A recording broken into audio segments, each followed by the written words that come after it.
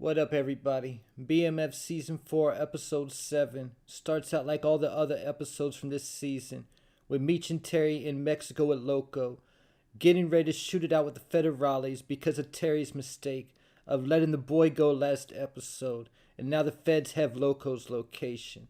So Loco was right about the boy being a spy. At this point, the narrator, OG Terry, said nothing cuts deeper than when the ones you love become your biggest enemy. And that set the stage for several events that take place this episode. Starting out on the current timeline with Bryant and his obsession with Meech. Bryant was once Meech and Terry's baseball coach when they were kids, and the first cop on Meech's payroll.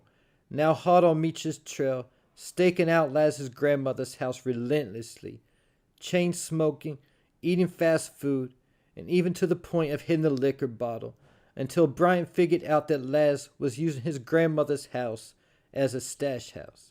Terry starts out the episode stressed out over the situation going on in St. Louis that he has no control over when Hoop mentions that he's never seen him stress eat like that. Notice several episodes so far this season have had Hoop make jokes about Terry eating so much. Hoop also mentions that they're completely dry now in Detroit and that they sold the last of their work that they already had to stretch last episode.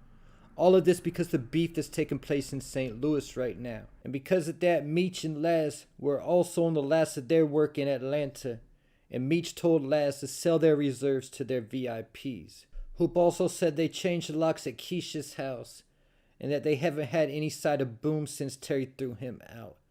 Keep it in mind when Terry threw Boom out, he mentioned to Keisha that Wanda is holding his money for him.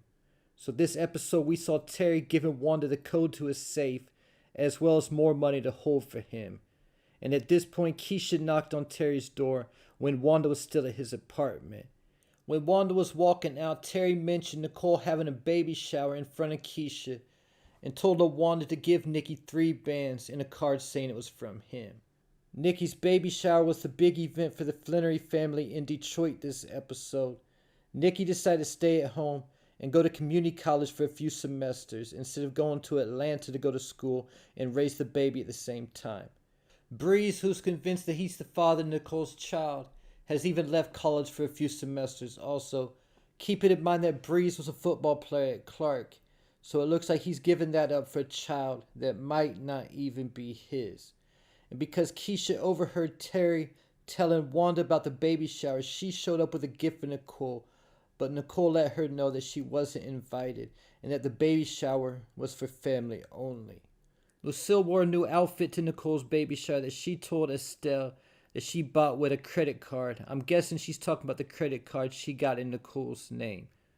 But Lucille's being pressured by the board at her church to tithe more money and that being a pastor might be too much for her to handle.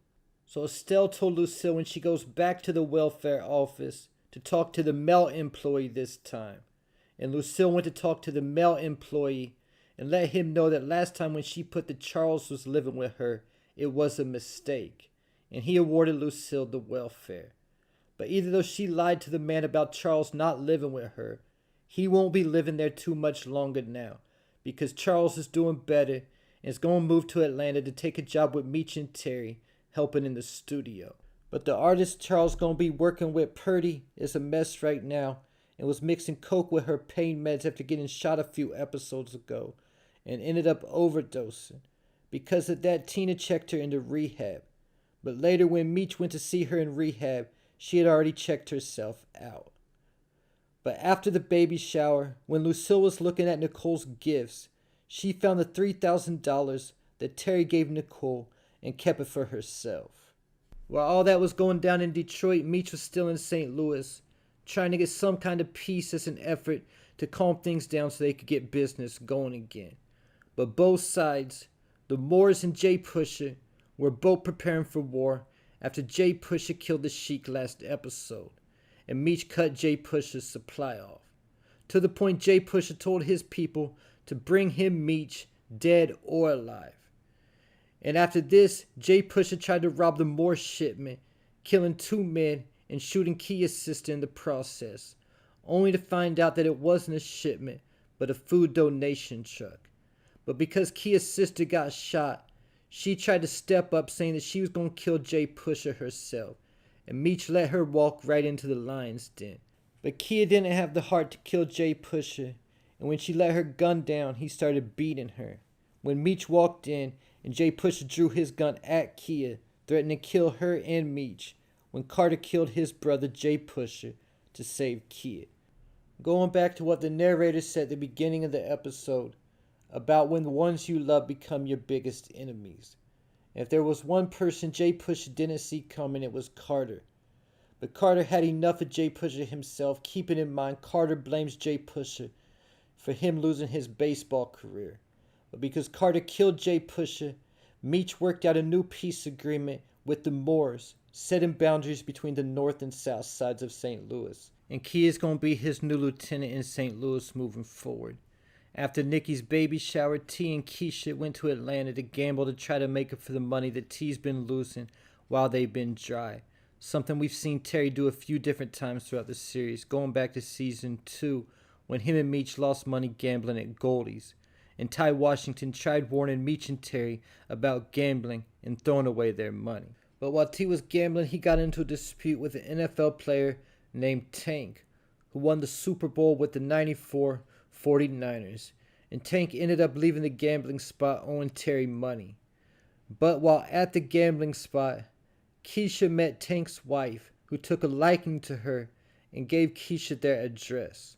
So this led to T connecting with some of Sterling Black's PA boys in Atlanta and showing up at Tank's house and robbing him of the money he owed Terry.